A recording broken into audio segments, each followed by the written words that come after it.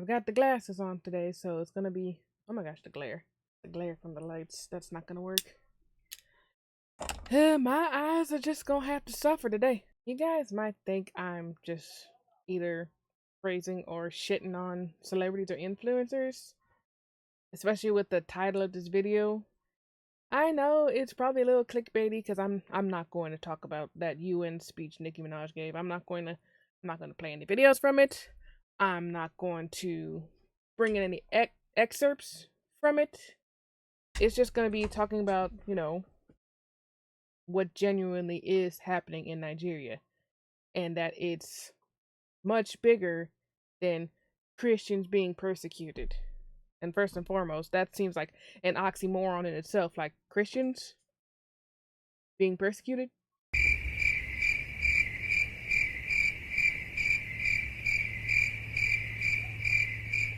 Is the persecution in the room with us? Like, there are so many instances in history where Christians are the main persecutor, if I am going to put it just plainly. Matter of fact, sometimes, not sometimes, a majority of the times, you Christians can't even get along with each other. You've been killing yourselves. The main example of Christians persecuting other Christians would be that of Queen Mary I of England, also known as Bloody Mary. And it's not because, she'd fancy a few drinks here and again. No, no, no, no.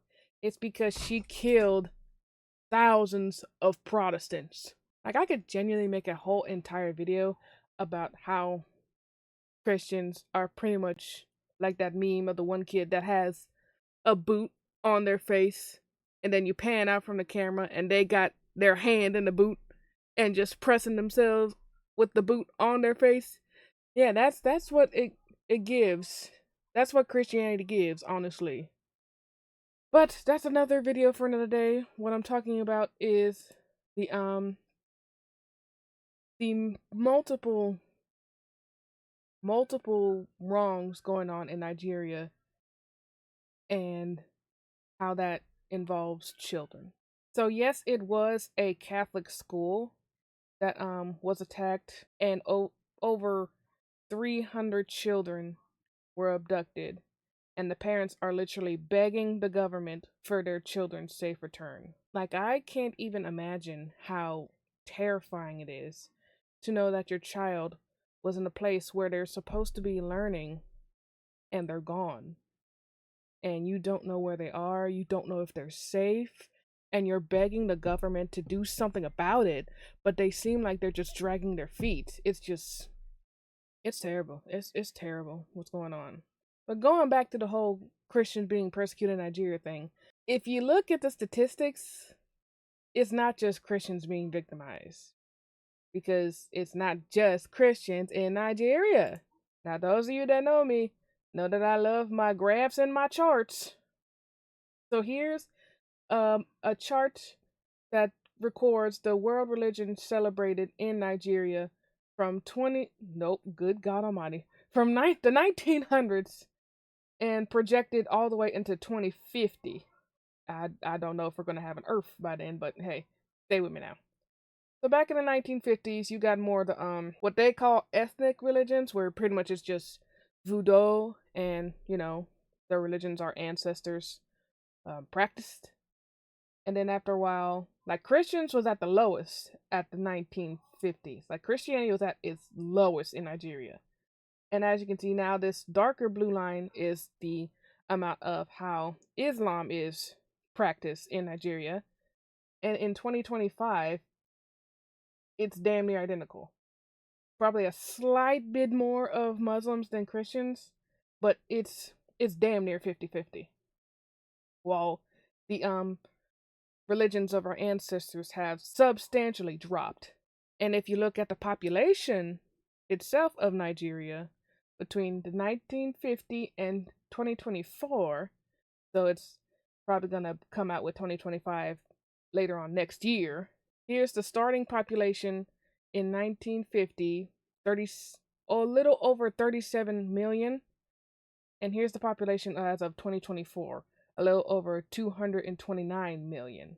So it's definitely more than The whole narrative that the Trump administration is trying to push, that Christians are being persecuted, when in all actuality, there is more than just Christians. Like, they don't report it as much, because when I looked on Grounded News, I'm not sponsored by the way, but if Grounded News wants to sponsor me, I got my email in my YouTube channel. Let me stop.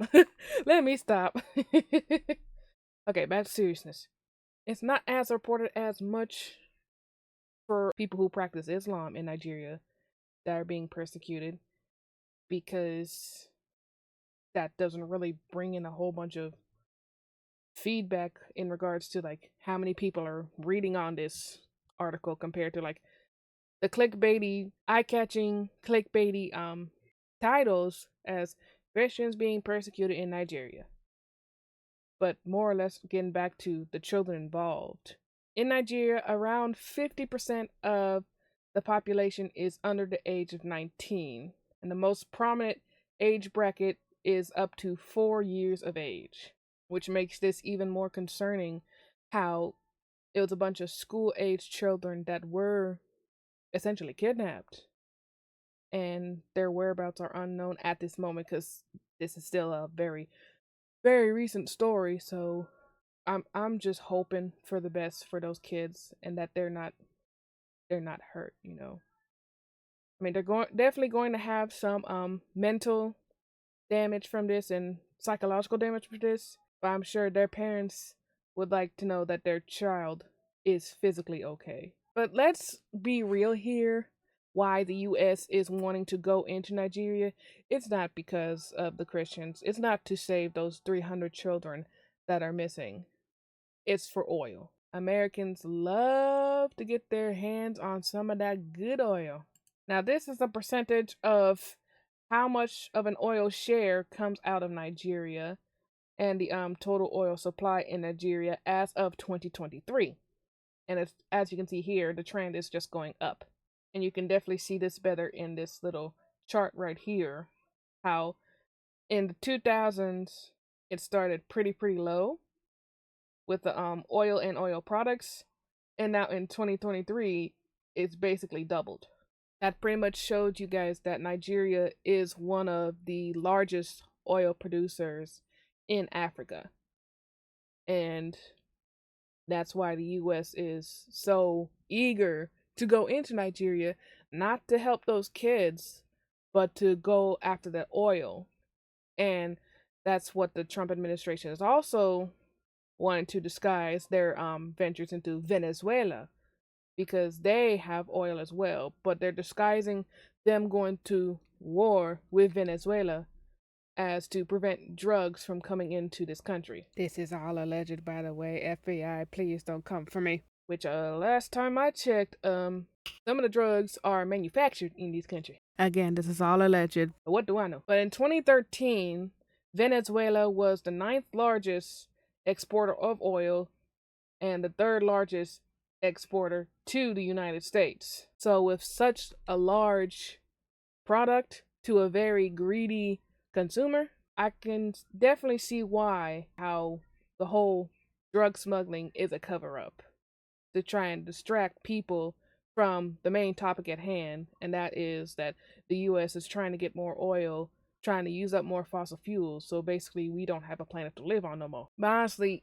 everything going on is pretty much the US being greedy and trying to take up whatever resources is left in each and every country it's targeting or helping other countries to target as a means to basically stay in the top.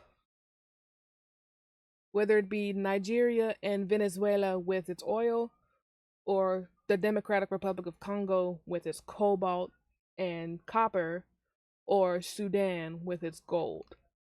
They want to basically steal so much resources from the continent of Africa and the continent of South America until there's basically nothing left, which means it basically means we don't have a planet left anymore. And that's the scary part. We can only stay focused on so many things. That's why I feel like this administration is trying to get us so tired and so worn out by all the bad stuff that's happening, that they have all the freedom to do whatever they want because they disguise everything so well to where we're just focused on pinpointed on one specific thing while they're doing the other thing, you know? But yeah, that's what I have so far. I'm very concerned for all those kids that are still missing, and I really, really hope that nothing bad is happening to them. And all of this, by the way, all this going on with Nigeria, the Democratic Republic of Congo, and Sudan, and other places in the world is all the negative that is coming out with the stealing of resources, um, people being slaughtered left and right, genocides happening. It's all a product of white supremacy and colonialism. Like the want to just take and take and take and conquer and conquer and conquer is going to get to a point where they take and conquer so much that there will be nothing left. And when they try and find someone to blame, they refuse to blame themselves because you caused this. You didn't want to stop taking until everything was completely gone. And now that you have nothing left, the person you have to blame is the person that's staring back at you in the mirror. But that's all I have for right now. If you guys like this video, then give it a like. Let me know how you feel about this whole situation going on in Nigeria down in the comment section, and subscribe for more because I hope that there's more good I hope that there's good news period to come out of this, especially with the children. I genuinely hope that they get returned to their parents safe. I know I'm asking for a lot because it's after the 24-hour mark where a child goes missing, hope starts to dwindle, but I try and stay hopeful to keep myself sane, especially when it comes to kids. But yeah, be sure to take care of yourselves, take care of each other, and be sure to wash your hands and stay hydrated. And I'll catch you guys next time I have another think piece. Take care now. Hello, can I help you? Oh, okay. Can you get off my keyboard?